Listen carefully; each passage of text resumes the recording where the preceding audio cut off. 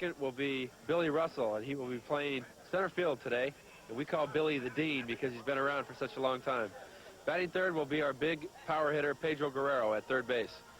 Batting fourth is going to be Mike Marshall, and he's going to be playing left field. And I think that everybody that follows baseball know that Mike Marshall is going to be one of the best power hitters that's coming along in a long time. Batting fifth will be our right fielder, Candido Maldonado. Batting sixth will be our catcher, Steve Yeager. We call him the Boomer. Batting seventh, our big power-hitting first baseman, Greg Brock. We call him Casey. Batting eighth will be our shortstop, Dave Anderson. We call him Honeydew. And batting ninth will be our pitcher. He's an outstanding pitcher, Bullet Bob Welch. Thank you very much, and enjoy the ball game. Well, I don't know where we'd be without nicknames, but that's the way they stack up defensively for Pittsburgh. It'll be Matlock and a much underrated glove man at third base. Dale Barrow will be the shortstop. Johnny Ray at second base. That's a good double play combination. Jason Thompson, a power hitter. That's why he's at first base. The outfield, Marvell Wynn is a youngster who really made this Pirate Ball Club click last year. He'll be in center field as the anchor. Orsulak, his second start, will be in left field. Frobel is in right field. And one of the really bright young, well, I guess superstars, Tony Pena, will be behind the plate. Watch how low he can get to catch that ball, constantly on his knees, and gives the umpire a good look at the pitched ball by Candelaria, who will be the starter for the Pirates. And what a starter John Candelaria is, particularly against the Dodgers. His lifetime earned run average against the Dodgers is a little more than 2. That's the best against any team. Look at his ERA this year. It's less than 2. And for that matter, for pitchers with 100 career decisions in the National League, he has the best record of 614. So he wins about 6 out of every 10 decisions. Meanwhile, Tom Seaver, of course, moved across over into the American League. For his extremes, he had an 8-inning loss to Chicago. His earliest removal, 5 1/3. But the most earned runs in any one game, 3. And here's the big thing. He doesn't walk people. He has walked 2 twice, and he has only walked 5 in 5 starts this year. And that is a very telltale statistic, and you can talk about his stuff, but I think the thing you have to like about Candelaria, he'll challenge you. You have to go out and beat him. He's not going to lose to you. He's going to come at you, and if you do beat him, it'll be with his good stuff. He's a tremendous competitor. And it was in 1976 when he really came after the Dodgers and pitched a no-hitter against them. It was the first no-hitter against the Dodgers during regular play since Vern Bickford in 1950. Remember we did the Dodger game? Saxey was going to bunt for his mom? Right. He said, I just might try it again for Mom. Let's see. All right, let's see what Steve Sax does. By the way, because of technical difficulties for a split few seconds, we had a combination Red Sox-Chicago hookup with ours. We have finally cleared up the difficulties, so pull up a chair and spend Saturday afternoon with us. It'll be the Dodgers and the Pirates. And here's Sax. And he faked for Mom anyway. He's thinking about her. They've pulled in with that fake, although they don't play too deep to begin with. He's hitting .306. The one big problem for Sax, he's being thrown out a lot in his attempted steals. You know, last year, he stole 34 bases less than Tim Raines, yet he led the league in being caught stealing. This year, he's been thrown out 9 of 16 times. In fact, 3 of his last 4. So naturally, his teammates are accusing him of losing a step.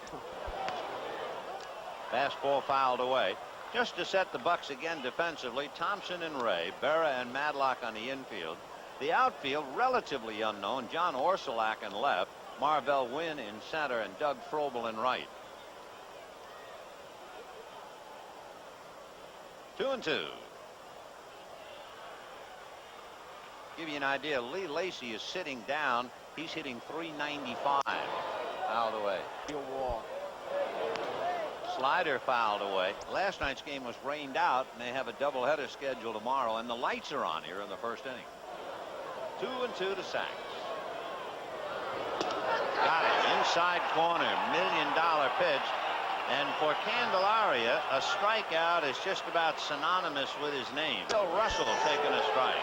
Russell has hit in 5 of his last 6, and he has 2 career home runs against Candelaria. 0-1.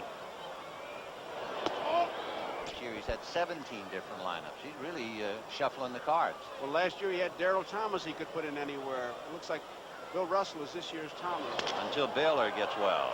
Fly ball to Marvell Wynn. Easy play. Oh, is hitting only 170. He does not have a hit in his last 14 at-bats. Committed a couple of errors at Candlestick that cost the ball club a game. He does have 3 home runs lifetime against Candelaria. Ball 1. Oh, the count to Pedro. Where does the uppercut start? You drop your back shoulder? Drop your back shoulder, trying to get extra power, trying to really crunch one and get the big home run. Look at those big names all struggling, including a 4-time batting champion, Bill Madlock, hitting .220. A drive into the left field corner, and Orsulak's going to have to play it off the wall. And Pedro on his way into second base with a double. So a 2-out double for Pedro Guerrero. The big guy, Mike Marshall, and he is the big fella. Foul back. Although lifetime he's only 1 for 12 against Candelaria. Look at those 8 home runs. That's tops in the league. 23 ribbies, second in the league. I know Maldonado is hitting well, but Marshall would not get a good ball to hit if I were catching. 0-1. 1 ball, 1 strike. He's got a spot for him, and Maldonado is a good hitter, but this guy can tear out a row of seats and give him a 2-run lead in a hurry.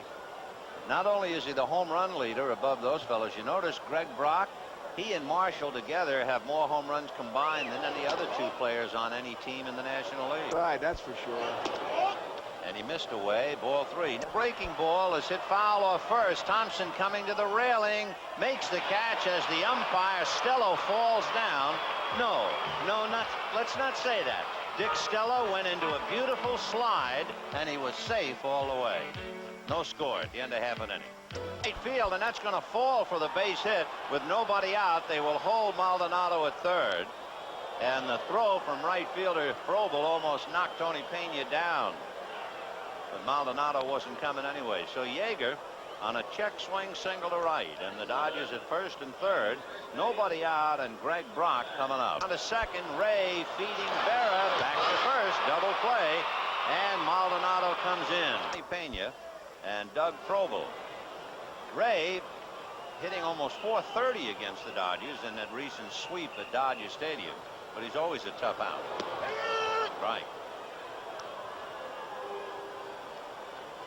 There are the leaders, Tony Gwynn and then Johnny Ray, Tim Raines and Darryl Strawberry. You could call that the youth movement.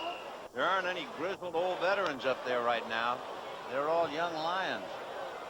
Good ones.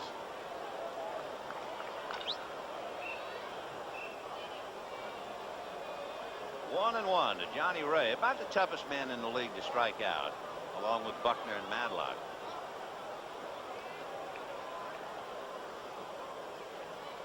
One and 1. Ball 2. You look at those young ball players and you think of what Maury Wills did, Hank Aaron, Lou Brock, and the rest of them. It's a shame that baseball waited until 1947 to let the color line down. Boy, how many we missed, the Buck Leonards and Satchel Pages. Fisted foul off third, out of play. One thing about Johnny Ray, you can move him all over the place. There are some players who say, boy, you take me out of this spot and I just can't hit. Last year, he was in 6 different spots in the lineup. He hit everywhere but leadoff, cleanup, and ninth. Didn't make any difference. Off speed, so 3 and 2.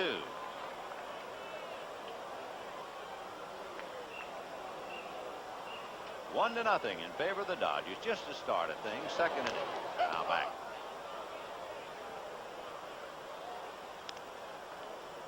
Steve Yeager with a check swing bloop single to right. That was the key to the inning, or the Dodgers might not have scored. Gloves, wristbands, flaps. Big deal about the wristband. Oh, yeah. Ground ball to shortstop. Dave Anderson. Nice hop. Throws him out. 1 away. May the 5th. And this day in baseball, a memorable one indeed. You have to go way back, 1904. Not only did Cy Young pitch a perfect game, it gave him a string of 18 consecutive hitless innings. Can you imagine? There's a couple of others. And on May 6th, and of course, unless we're on for a long, long time, we won't be with you. Babe Ruth hit his first home run of his career in 1915 on May the 6th. I mean, we're talking legend. Bob Ruth, young. Tony Pena, 0-1. He very rarely lets a pitch get by. It's the biggest strike zone, I guess, among active players. He swings at everything. Now back. His lifetime batting average is about 40 points higher against Eastern Division teams. So he has some trouble because he doesn't see the West enough. And he's one of the few ball players around, I guess, who will tell you that it was his mother who taught him how to play or helped him play. Look out, knocked down by Welch. So Pena, a comebacker to Bob Welch. You have 2 out, and the batter will be Doug Frobel. You know, Joe and I were talking about how the Pirates have changed over the years. In 1960, the Pirates won the World Series. When they won the series, the final score of that game was 10-9. And the 3 games that the Pirates lost to the Yankees in that series were 12-0, 10-0, and 16-3. And yet now they were the champions, right? Right. Needless to say, pitching has never been the strong point in this city. And now we can give you some names to back it up. For instance, fellow you played with know well, Ralph Kiner, 7 straight years a home run champion. Honus Wagner, 8 batting titles. And then the Wainer boys. Lloyd Wainer hit over 300, 6 straight years. Paul Wainer, 12 years. And then Bill Madlock, 4 batting titles. And when it comes to pitching, that is not synonymous with pitching. 2-0. So Tanner's really trying to revolutionize things. He really is. It's a transition thing. Of course, I hate to hear that word in Pittsburgh, because when I was here with Mr. Rickey, 1952, we were in the 9th year of a 5-year plan. The original Mao plan took place then. Fouled away. Man who replaced Wilbur Stargell for the last time when Stargell left the field as a Pirate. It was adios. He ran for him. I just have to say, that's as quick a recovery as I've ever seen anybody do. That's better than that fly ball in Montreal. Cards. They're flying through the air. It takes a real professional to do that. 3-1. Beautiful. Swing, Doug. Just like that I swung. And that's it. Now, if I might have your attention, at the end of 2 innings, Dodgers 1, Pirates nothing, and we really will be back after these messages from your local station, I hope. Looking to cover. With Russell up there, that's basically the play, hit and run. With 2 out, of course, then you figure Sachs is ceiling. So the Dean, Bill Russell, single to left. The Dodgers now, leading 1-0, have 5 hits against Candelaria. As a catcher, when you pitched out and the runner didn't go, you knew then you were placing handcuffs on yourself, because most of the time you'd have to go for the curveball to get the ground ball, and that would be the ball that a good hit and run man like Russell can handle, and 9 out of 10 times they're going to run, so you're really playing with handcuffs on. Here's Guerrero, who doubled into the left field corner. Ball got away, but not far enough. Why, in the sequence of a catcher's thinking, would he pitch out on the first pitch? Because he would figure with Sachs on, they know that he's been thrown out stealing, but Lasorda wants to get something going and also stay away from the double play. Russell will handle a bat. They'll do it on the first chance they get. Knocked it into the left field corner, but Orsulak makes a fine catch. Sachs tags and brings home the run, and it is 2-0 Dodgers. Send it to Cooperstown or the laundromat. Dale Berra, who has really been struggling, and they have been eating him alive here. He's had just 1 hit in his last 29 at-bats. Ball 1. Goes to right field. That's one of the things they've been wanting him to do, is to go to the opposite field and hit that ball where it's pitched instead of trying to pull everything, and that was a good piece of hitting. Libera opens up the third with a single to right, and that'll bring up John Candelaria. The Candy Man has 2 hits, one of them a double. Of course, he gives you that nice strike zone. It is 2-0 Dodgers, and I guess you have to look bunt here. You don't expect Candelaria to do anything magical. Stay away from that double play. Keep the inning alive. 0-1. 2-0. Involved in a base running play. No attempts at steals. 2-1 the count. And he's behind, so that's even more frustrating. 3-1. There's the bunt, and it's sharp, so Welsh has a play. Anderson back to Sachs, and they get the double play. That note about the Dodgers leading in double plays, I always figured that that is an inside-out stat. Usually the worst team in the league is going to lead the league in double plays, you would think, because they'd have the most base runners and the most opportunities. Sound like a general manager now. Uh-oh. They'll take it and turn it around. If you get assists in the outfield, you say, I got a good arm. So, yeah, well, you had the chances. High pop foul off to the left out of play on the count 1-1. Popped out to Pedro Guerrero. You know, we told you how the Pirates were slow starting last year. They really turned around when they acquired Wynn from the Mets. As soon as he was acquired, they took off. Now back upstairs. Puss fouled away. These two clubs usually play the game very close to the best. High fly ball to shallow right. A trio of Dodgers. Sachs the middleman. And how do you like Maldonado? A sliding sit-down catch in right field. He was trying to avoid the collision is what he was trying to do. He sees, you saw him right there take a look at Sachs, and he said, if he's going to hit me, I'm going to be down already. Shades of Joe Medwick, if you're old enough to remember. And it's 2-0 Dodgers at the end of 3.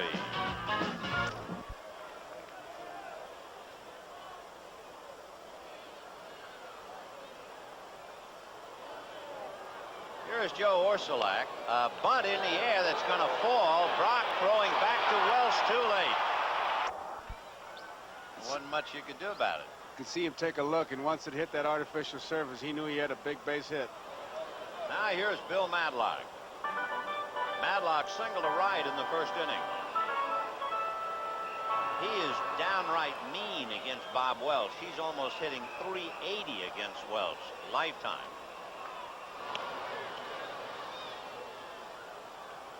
One thing the Pirates do not do, or at least they haven't been doing, they haven't been running at all. The entire team has a total of 9 stolen bases. You know, one year when Chuck Tanner was in Oakland, they stole 340. So, you know, you do with what you have. Now the fewest number in the National League, 9.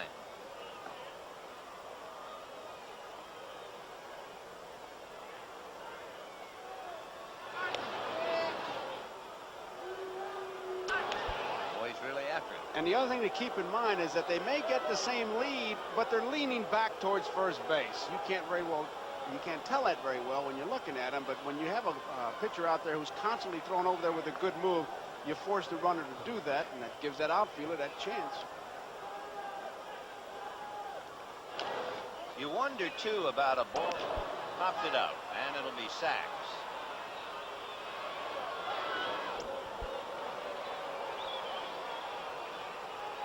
Chicago leading Boston 2-0 in the 4th inning. The White Sox trying to get their act squared away after a slow start. Good matchup there with Dotson and Boyd. White Sox are now 3.5 back of the Angels as they try and move up. You heard Vin talk about Thompson being a power hitter. He's the pull hitter. They've swung way around. You wouldn't think that Orsulak would be moving because they want that hole between first and second. You know, Jason Thompson led the club last year in RBIs. We only had 76. On a breaking ball low, the throw is too late. He missed with 2 fastballs after he got 2 quick strikes, so it was almost saying he's not going to hit my fastball, and Yeager has a tough ball to handle. It's low. Catching it one-handed didn't help him. He couldn't get a whole lot on that throw. You could tell by his follow-through, and Orsulak beats the throw. So with a runner at second and 1 out on the count, 3-2 to Thompson. And Joe in there without a doubt. Now back 3-2. A drive into left center and deep. Russell going back, away back. This is off the wall. Barehanded and juggled by Russell. The run is in on a booming double by Thompson.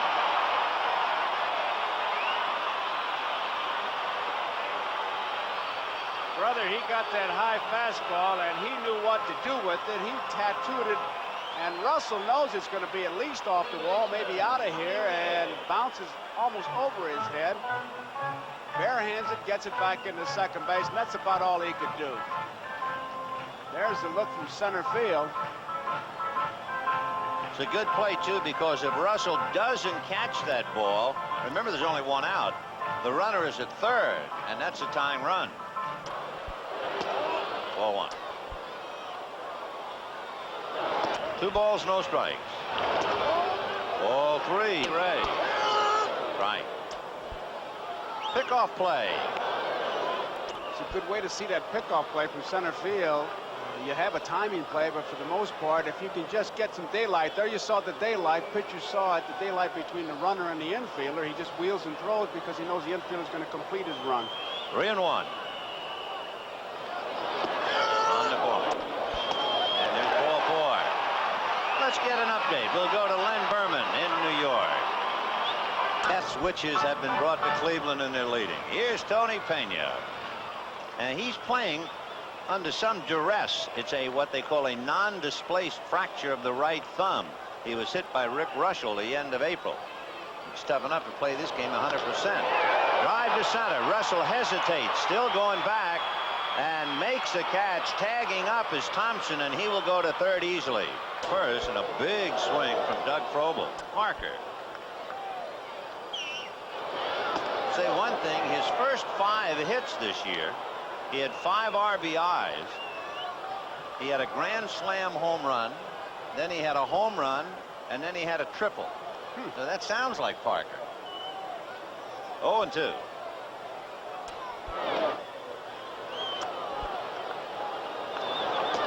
If you're wondering about Johnny Ray perhaps trying to go, Ray has stolen 2 bases, but he's also been caught twice.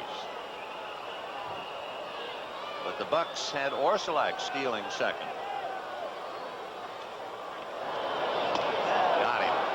So the Heat and Welsh takes care of Frobel. 1 run, 2 hits. He just outran that ball. Sheer speed did it and made the play. Ball to center. Marvell Wynn has to go back, so tagging up is Sachs, and that will take away any chance of getting him. As soon as you saw Wynn going back, that play was history. So Guerrero a scoring fly ball thanks to that hit and run play. 2-4, but the Dodgers still get a run. For the last 10 years, the first 2 months have been dreadful for whatever reason, and maybe weather has a part of it. I don't know.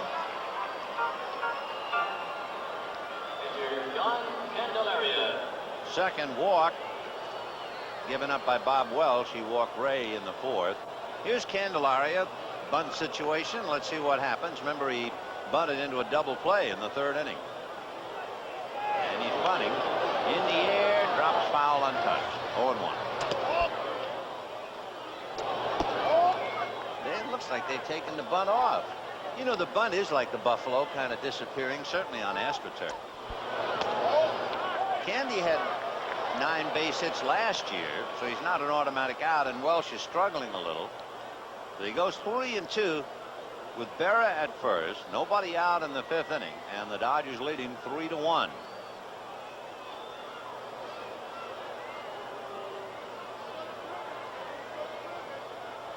Runner goes. Now back. And he goes. And it's ball 4. He would have made it. Yeager dropped the ball as he started to throw. There was something that Berra did now. The 2 times that he broke off first base, that if you were seated on the bench, you'd make a note of that. You notice how he kind of dug in with his left foot as he kind of braced himself to get ready to go. That would be a thing that if you were catching or you're on the bench, you'd pass that on to the catcher and say, hey, I don't know if it means anything, but it looked like he braced himself with his left foot, so why don't you pitch out if you got the luxury? 2-0. Wynn has popped up and flied to right, and he's bunting. Swinging. Got to do it now. Not much speed out there. The runners don't go, and it's popped in the air to center field. Russell is there, and the runners are not going to tag at first. So they took the bunt off and win a fly ball. And now Joe Orsulak, the rookie, grounded out in single. When he stole second in the 4th inning, he came home to score the run. That was his first stolen base in the majors.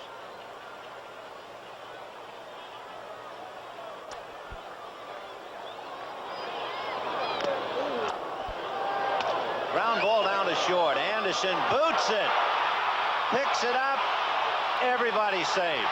The question was there a foot on the bag?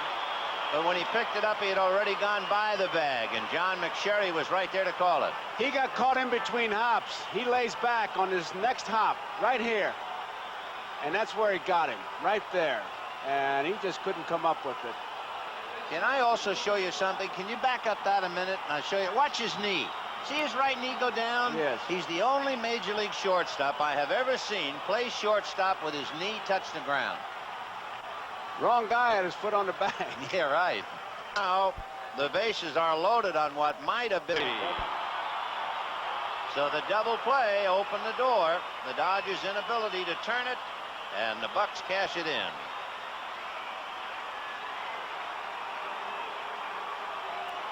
Guerrero at third base, a high hopper.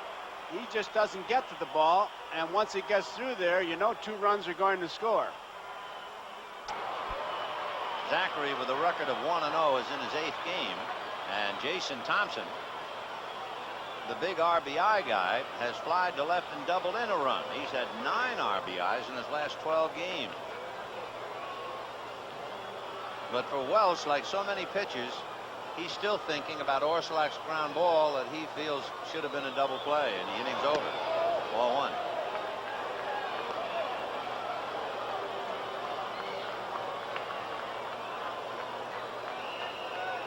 Three runs, 7 hits for the Dodgers. 3 runs, 5 hits for the Pirates in the bottom of the 5th. Got it going, and if you win it, they call that spirit. 2 balls, no strikes. And that's driven to center. Russell coming up and can't short hop it. Deflects it into left field. Orsulak, who runs well, scores. Into third base goes Madlock, and down to second goes Thompson. And at third, that throw might have hit Madlock. And evidently, I think it was the throw that got Madlock. And he is hurting. The helmet gives you some protection, but let's see where exactly it hit him. Bill just couldn't come up with the short hop. It looks like he thinks about firing it into the plate. Watch his look here. He sizes it up, goes into third base, and let's see where the throw got Madlock, if indeed it was a throw.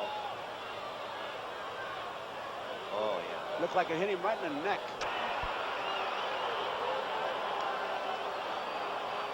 So Thompson will get a double on that as we take another look at it. Right there. Now, batting champion, he brings out the manager, the trainer, the owner, and everybody else. They're going to work on him. Third string catcher, forget it. That's a franchise player there. Now, with first base open, they'll have to walk Johnny Ray. They have to look for at least something to get out of a big inning.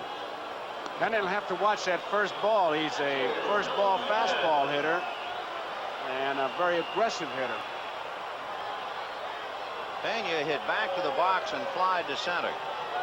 So the Bucks with 2 walks, then a fly ball out. Then the key to the inning, Orsulak's ground ball to Anderson that he kicked. Then the single by Madlock that meant 2 runs. The double by Thompson that scored Orsulak, with Madlock taking third. And Ray walked to load the bases. All 4 runs in the inning, in the game, charged to Bob Welch. And Madlock at third also belongs to Welch. So here is Pena. Ball 1. So standing at first, Johnny Ray. At second, Jason Thompson. Still rubbing at the right side of his head. At third, Bill Madlock.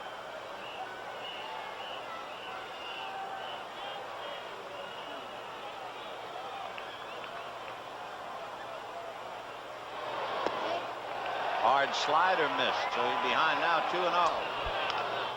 High fly ball to shallow left if Marshall can get to it. And he can't, and it bounces back towards the infield, and everybody moves up 90 feet.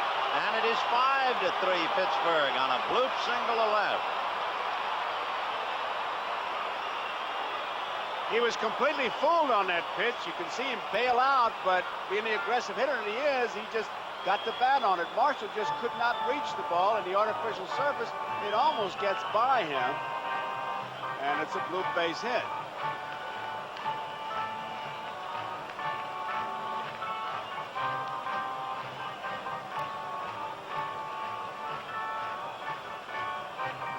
So Doug Frobel, the 9th man to come up here in a wild 5th inning.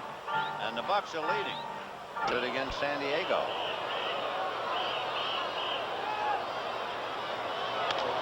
High fly ball to left field and shallow. Marshall coming up. Tagging is Thompson, but he's not going anywhere. The throw cut off by Guerrero.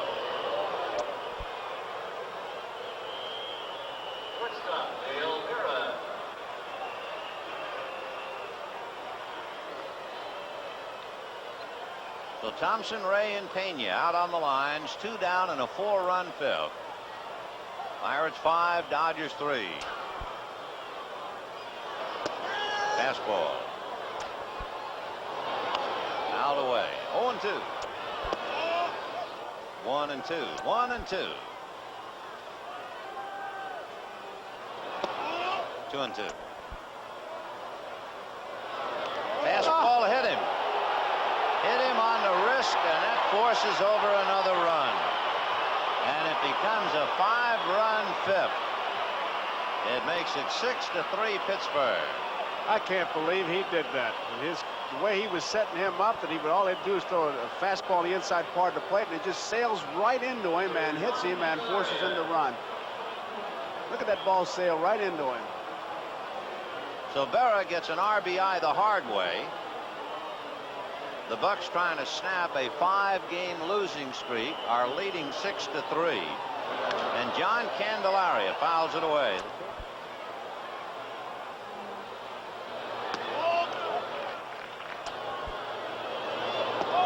Took a little bit off that.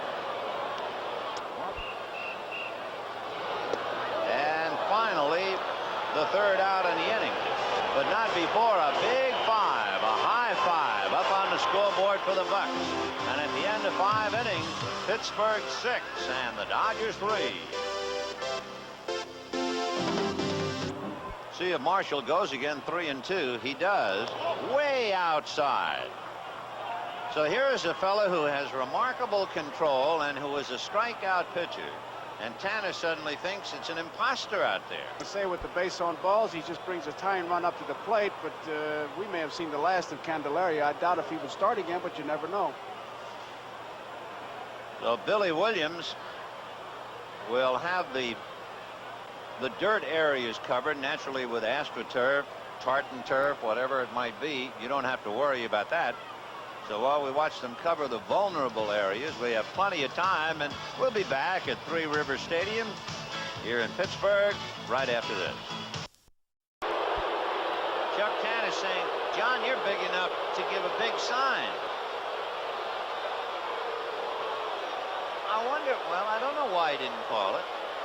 Must have been pretty obvious that he was safe, but he didn't make a motion. Pena took 2 steps and really gunned it there. But McSherry didn't make a move, and the Pirates thought it was an easy out. The ball looked like it was ahead of him, but he looks like he's saying he missed the tag. Let's watch it. Now, Pena takes a double step. Now, here he goes, and he got something on it. He never tagged him. He kept backing off and backing off. Kept shrinking and shrinking until now it's a secret. I'm coming back. Marvell Wynn will start it off against Bert Hoot. I'm going to wait for a foul ball. Give me a little bit of time. Right. Bersocius stumbles, falls, no play. I think, if anything, they're going the other way to show that they're really cool. and that they're really in complete control. And intimidation, no, but they want to be cool. Dascoli for crying out. Barlick, you could hear Barlick for miles, and I'm not going to talk about that. The catcher's involved. Orsulak 1 for 3. Marvell Wynn has stolen 3 bases, but we told you the Bucks are not a running team. He's been caught 4 times. So let's see what they do when they're down by 1.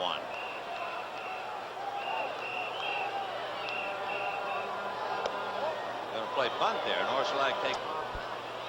Bert Hooton without a record. He's in his 9th game. He started 2.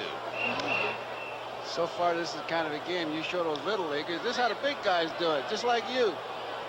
Ball down. Well, Marvell Wynn, the tying run at first. It's 7-6 Dodgers, bottom of the 6th inning. And the bunt is down and foul. And that's Franklin Stubbs playing first. Brief rain shower. It is a lovely afternoon in Pittsburgh.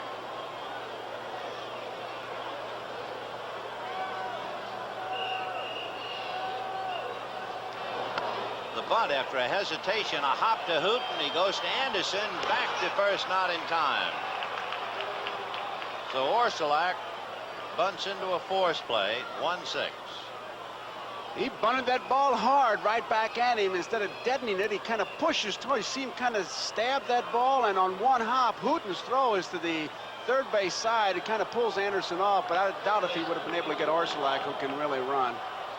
7-6 Dodgers, 6th inning, ground foul outside of third.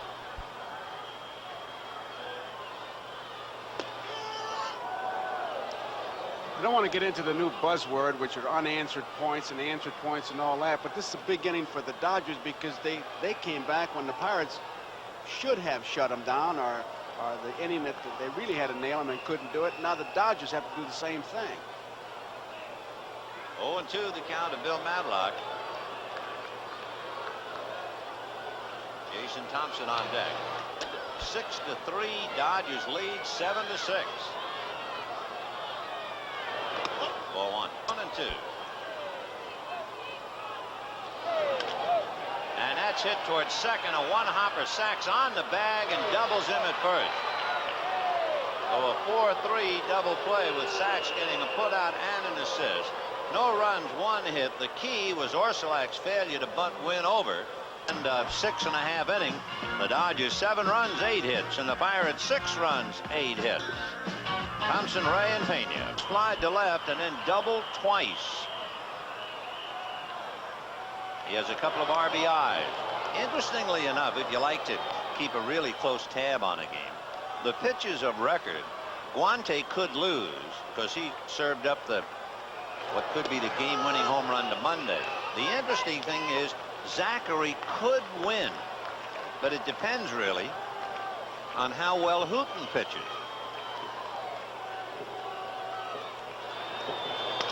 Ground ball to Sacks right. 1 away. What Hooton is really trying to do is save it for Zachary.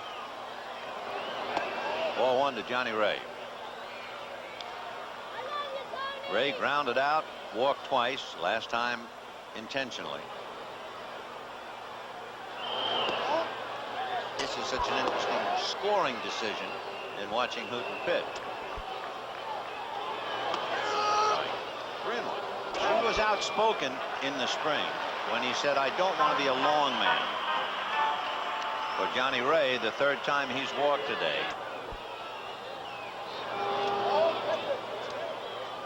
One ball, no strike. He goes outside, and the throw got him, and there's a sign. John McSherry let everybody in Philadelphia know he was out that time. Frobel struck out twice, flied to left, 0 for 3.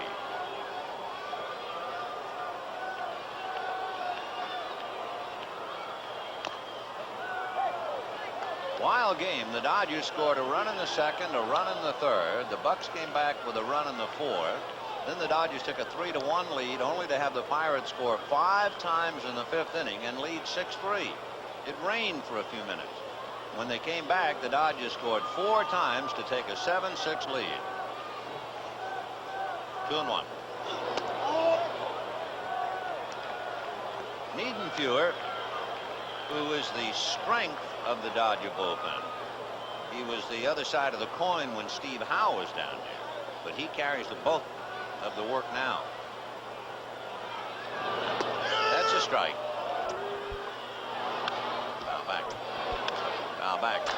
Ground foul. Switch off the fastball. Boom. And did he drive it to right center? And that one is up the alley and against the wall. Frobel into second base, and Russell gets the ball back into Sachs, and the tying run is out there with nobody out. We asked Niedenfuer, what runs through your mind when they bring you in from the bullpen? Then we'll have a hitter for Guante, and that's Milt May, and then Marvell Wynn. All right, would you have Wynn? No, I wouldn't have him bunt. I know what you're thinking. I'd have him at least take one shot, but he's got to pull that ball. He's got to at least get the ground ball to the right side. Now back.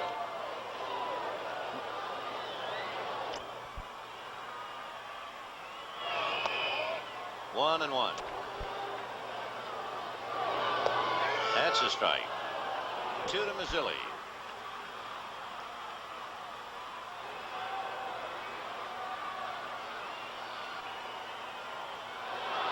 Strike 3 call. What a frustrating at bat for Mazzilli, not to mention what it did to Chuck Tanner.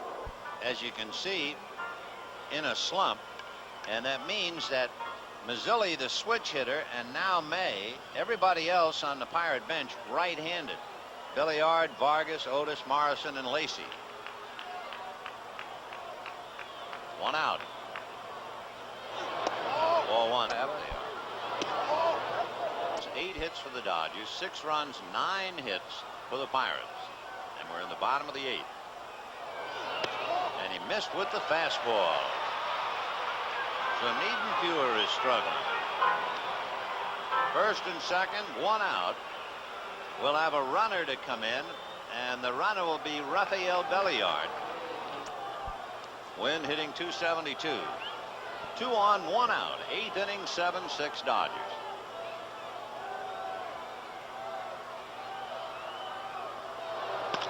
Big chopper to the hole. Base hit to right field. Maldonado charging. Here comes Frobel. The throw to the plate. He scores. Holding at first is Wynn. Stopping at third is Belliard. And they're all even. 7-7. Up 7-7 in the bottom of the 8th. That means it will be Kent Tekulve pitching to Russell, Guerrero, and Marshall in the 9th inning.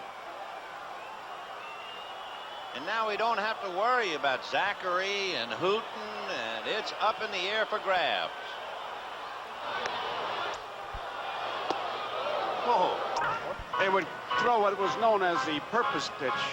Purpose being to let him know that we don't like the way you're swinging at that ball, taking charge.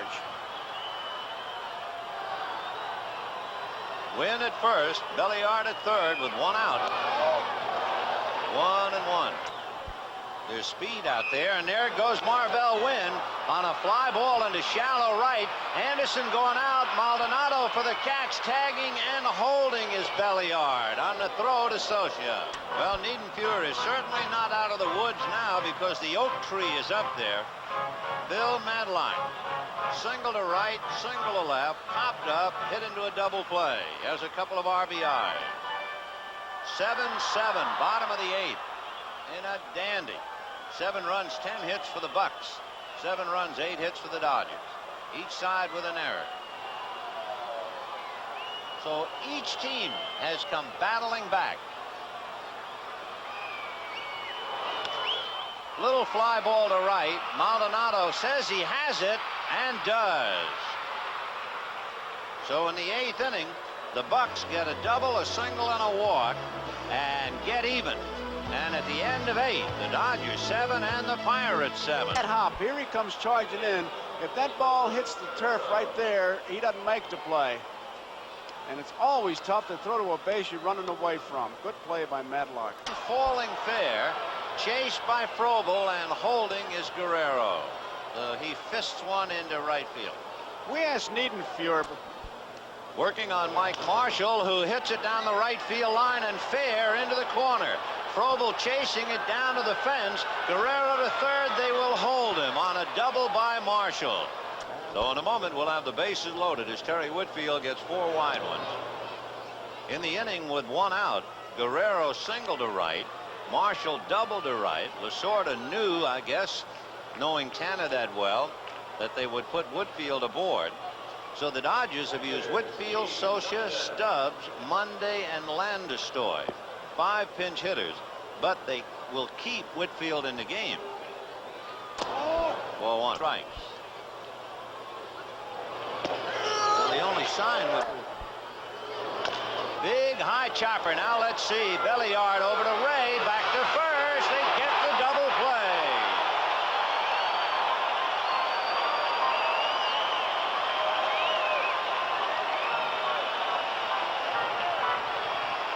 So the Bucks work their way out of the jam. You don't think Whitfield isn't going hard trying to get him? Nice play by Thompson. No runs, 2 hits, 2 left, and we're locked up. 7-7, bottom of the 9th. Great bit of clutch work by Messrs. DeCulvey, Belliard, Ray, and then Thompson. And now in the bottom of the 9th, the Bucks off the hook. And Jason Thompson, Johnny Ray, and Tony Pena coming up against Tom Niedenfuer. A hot one right at Franklin Stubbs. He'll have to feed Niedenfuer coming over. That thing was hit hard. Johnny Ray. Fouled away, off to the left, out of play. Called them off to you before. You have Amos Otis, Lee Lacy, Jim Morrison, and Eddie Vargas.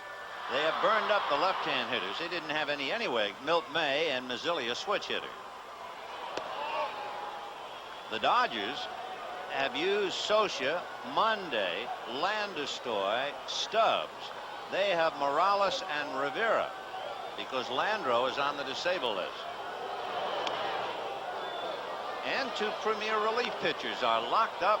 7-7. Tom Niedenfuer and Kent Tekulve.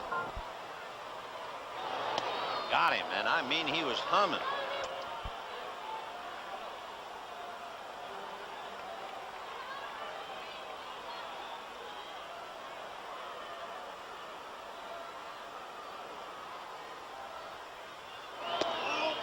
Ball 1. A little breaking ball that time. Ball 2, 2-1. Fastball, and that thing was really running. One more, and he's late, and he's still able to get it into right field. So Pena, 2-out single to right. And now Doug Frobel, who got the Bucks even with the double in the 8th inning, will be the batter. Then you don't hear those great expressions. I don't think you do anyhow. Personal that used to hear, like John Lollipop Corridor used to call those guys that would cut and slash Bible hitters. Thou shalt not pass. Yeah. And that's what Pena. You throw that ball and thou shalt not pass. He's going to cut and slash. Looked like that ball was up and in, and he barely got around on it, but he muscled it into right field. So now let's see about Frobel. Ball 1. Fisted, and it's popped in the air to Sachs. He is properly jammed, and we are going to be going into extra innings. No runs, 1 hit, and a man left. And at the end of 9, the Dodgers and the Pirates all locked up. 7-7. Frobel gives it a good try. Almost had it. Looked like he was about even with the ball. The throw comes in from Marvell Wynn, and it looks like Madlock was screened on the play because it looked like they were going to be there plenty of time to make the tag, but it got by him and luckily did not go into the dugout. See Epoch get even with that ball? Yeah. Yeah. It was catcher ball. Now here comes Franklin Stubbs. That ball's going to beat him, but it just short hopped right past Madlock. Backhanded by Johnny Ray. 1 away. Identical. Ground ball to short, and in front of the shortstop goes Madlock to make the play, and holding at third is Stubbs in the Dodger dugout. 0-1. Ground ball to short. Belliard gets him, and you talk about getting off the hook. What a magnificent performance by Kent Tekulve to keep Franklin Stubbs at third, and we're We're still 7-7, bottom of the 10th.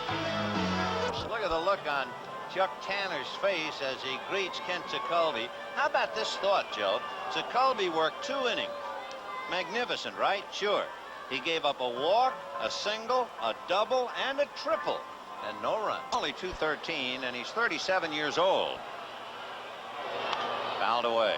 We were talking before about since the departure of Stargell and Parker, the only man in a Pirate uniform who has hit 20 home runs is Jason Thompson. Well, Amos Otis had 20 home runs one year, but again, you temper that with the thought that he's 37. Don Robinson will be the new pitcher if there's an 11th inning. Oh, 1-1. 2 balls, 1 strike. And that's hit down the right field corner, slicing in the corner, fair ball. Otis on his way into second base, standing with a double as the ball bounced over the fence into the Dodger bullpen. And now all the heat is on the Dodgers. Just inside the line, hits the artificial surface and out of the ballpark, out of the playing area that is, and it's a ground rule double. Right now, here we go.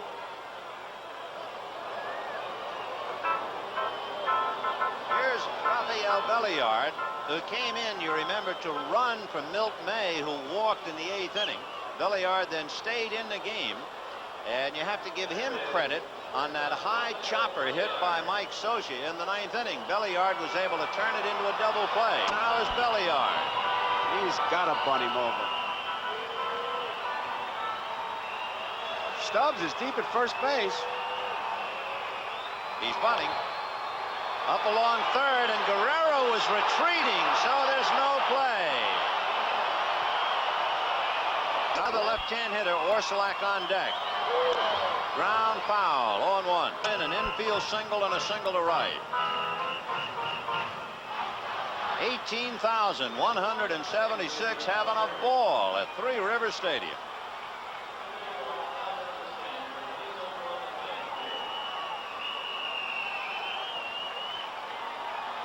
The big guy is Otis. He's at third. Belliard is at first. The infield is up. Ball 2. 1. And that'll do it. Fly ball to center. Russell going back, but it's a formality. It'll go as a single. And scoring is Otis, and the Pirates off the hook in the 9th and 10th inning. Snap a 5-game losing streak in a wild ball game and a great one to watch. Pittsburgh wins it 8-7.